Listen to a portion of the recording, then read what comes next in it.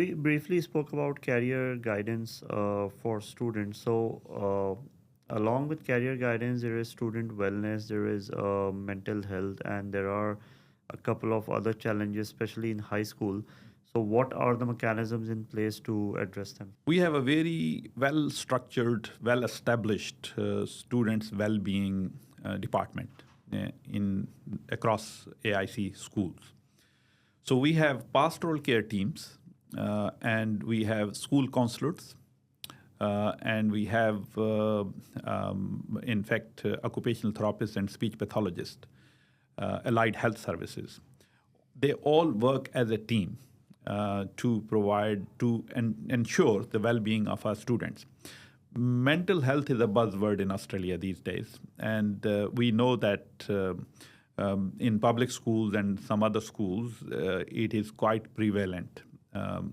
However, we are, considering our community as students, it is not that prevalent, but it does exist. The challenges that we have is that when we come across providing in-school services, that's fine, but when we need specialist advice and services and interventions, we need parental consent. And that's where sometimes we face challenges. The parents resist to provide that consent, which obviously affects the well-being of the child. So in terms of providing services from the school side, we have a very well-established department. And we are also looking at providing them professional development. We have recently, in fact, we've organized a one-day professional counseling, in fact, from one of the highly reputed Muslim psychiatrists who has recently established a well-being program to come from Sydney and on our People Free Day, provide training to all staff, and then in particular to our pastoral care teams and our counselors and our allied health staff in terms of Islamic integration into our well-being program.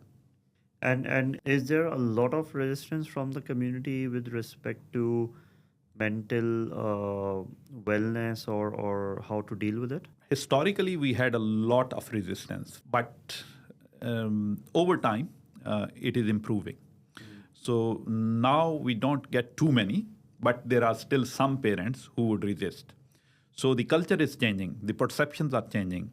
So people are now understanding that its mental health is not something, a taboo, that there is something wrong with this child or something wrong with their brain, or they are disabled in somehow.